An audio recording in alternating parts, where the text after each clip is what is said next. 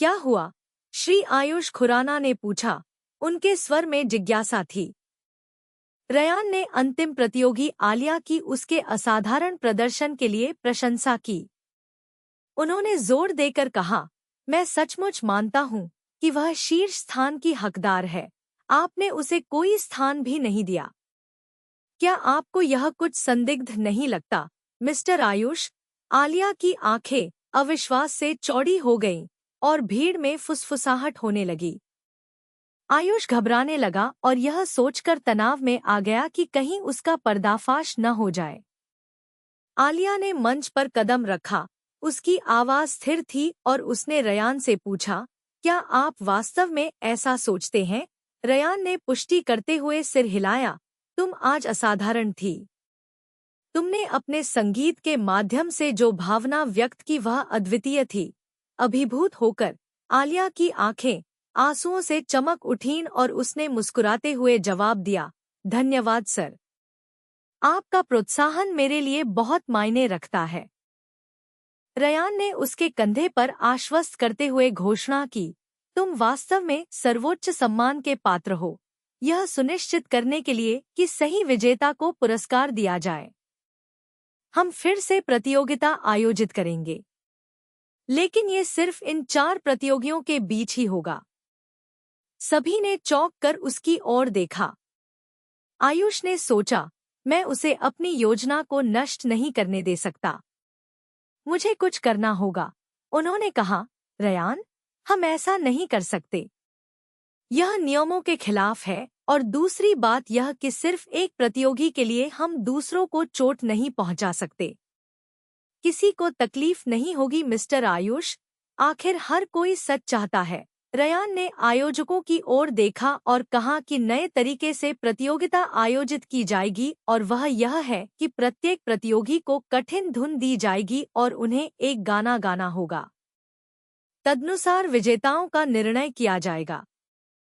मैं जानता हूँ कि यह हर किसी के लिए नया है, लेकिन मुझ पर विश्वास करें, यह सिर्फ निष्पक्ष निर्णय के लिए है।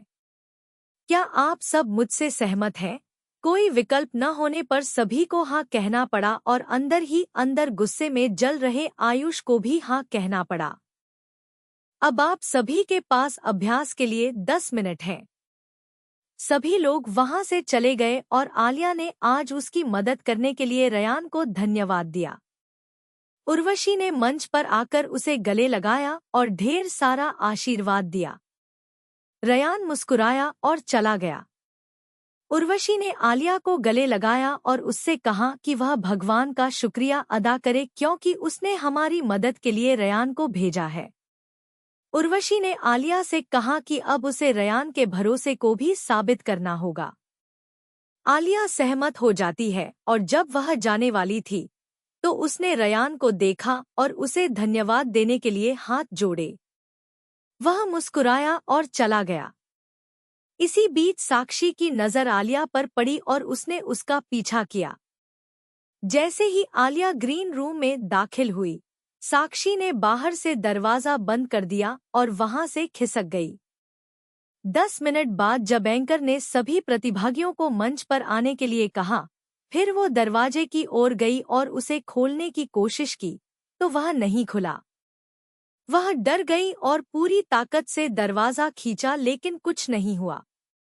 वह रोने लगी। फिर उसे आशा की एक किरण दिखाई दी, वह कॉल कर सकती थी। लेकिन जैसे ही उसने अपना फोन उठाया, उसे पता चला कि बैटरी खत्म हो गई और कमरे में कोई अन्य मोबाइल नहीं था। हताश होकर उसने दरवाजा पीटना शुरू कर दिया, इस उम्मीद में कि कोई उसकी बात सुनेगा।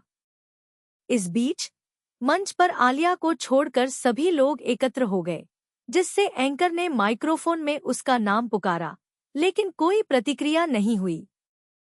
साक्षी ने आयुष के साथ एक समझदार नजर डाली, जबकि उर्वशी घबराकर अपनी बेटी की तलाश करने लगी। समान रूप से चिंतित रयान ने आलिया की अनुपस्थिति से हतप्रभ होकर क्षेत्र का निरीक्षण किया। दूसरी ओर आलिया चिंता में डूबी हुई थी। उसे एहसास हुआ कि अगर वह समय पर नहीं पहुंची तो उसे अयोग्य घोषित कर दिया जाएगा। आयुष ने उपहास करते हुए कहा कि रयान ने आलिया को एक मौका दिया था, लेकिन उसने स्पष्ट रूप से इसकी सराहना नहीं की। एक कायर की तरह बिना कुछ कहे चली गई। उर्वशी ने हस्तक्षेप करते हुए दृढ़तापूर्वक अपनी बेटी का बचाव किया और जोर देकर कहा कि आलिया हारी हुई नहीं है और अवश्य ही किसी प्रकार की परेशानी में होगी, अन्यथा वह आ जाती। आयुष ने हंसते हुए कहा, इतने सारे लोगों के बीच में कौन उसे परेशान करने की हिम्मत करेगा। उसने अपनी हार मान ली और छिपने के लिए कोई जगह नहीं बची तो वह शो से बाहर हो गई। जैसे ही उर्वशी बोलने वाली थी, रयान ने बीच में टोकते हुए कहा कि हम बाद में चर्चा करें और आलिया को खोजने पर ध्यान केंद्रित करें। रयान, उर्वशी, अन्य मेहमानों और न्यायाधीशों के साथ उसकी तलाश में निकल पड़ा। आयुष और साक्षी ने मुस्कुराहट का आदान प्रदान किया और खोज में शामिल हो गए। इस बीच आलिया अकेली बैठी रही। उसके चेहरे से आंसू बह रहे थे। उसे विश्वास था कि वह खुद को साबित करने में विफल हो गई और शो उसके बिना शुरू हो गया, जिसके कारण उसे अयोग्य घोषित कर दिया होगा। वह दरवाजे के पास बैठकर यह सोचकर रोने लगी कि वह बाहर कैसे निकलेगी। उसने फिर से दरवाजे को जोर से पीटने की कोशिश की, लेकिन किसी ने उसकी आवाज नहीं सुनी। अब हर कोई उसे ढूंढ रहा था, इसलिए साक्षी नहीं चाहती थी कि कोई भी उस कमरे की ओर जाए जहां आलिया है। इसलिए वह वहां खड़ी रही और ऐसे दिखाया जैसे वह उसे ढूंढ रही हो। आलिया ने फिर से दरवाजा खटखटाया और साक्षी जो वहां खड़ी थी, यह सोचकर तनाव में आ गई कि अगर किसी ने सुना तो वह मुसीबत में पड़ जाएगी। उसे समझ नहीं आ रहा था कि क्या करे। उसने उस व्यक्ति को संदेश भेजने का निर्णय लिया। उस व्यक्ति ने उसे मॉस्किटो रिपेलेंट स्प्रे करने का विचार दिया, क्योंकि इससे आलिया को चक्कर आ जाएगा। साक्षी ने वैसा ही किया और वहां से चली गई ताकि किसी को उस पर शक न हो। आलिया को अंदर ही अंदर सांस लेने में दिक्कत महसूस होने लगी और कुछ ही सेकंड में उसे चक्कर आने लगा। इस बीच सभी लोग एक जगह इकट्ठा हो गए और रयान ने उनसे पूछा कि क्या उन्हें आलिया मिली या नहीं, तो उन्होंने जवाब दिया, नहीं, हम उसे नहीं ढूंढ सके। उर्वशी ने रयान को बताया कि वह पहले ही होटल के रिसेप्शन पर बात कर चुकी है और उन्होंने कहा कि आलिया यहाँ नहीं है। उर्वशी चिल्लाई, रयान बेटा, मुझे लग रहा है कि आलिया गंभीर खतरे में है, कृपया उसे बचाएं। रयान भी डर गया, क्योंकि माँ की भावनाएं कभी गलत नहीं होती। उसने सभी को आलिया को बाहर ढूंढने के लिए कहा। जैसे ही वे जाने के लिए तैयार हुए, रियान को एहसास हुआ कि उसका फोन गायब है। रयान अपना फोन ढूंढने के लिए अंदर गया। ढूंढते समय उसने कुछ ऐसा देखा जिससे वह चौंक गया। यह क्या हो सकता है? क्या वह आलिया को ढूंढ पाएगा?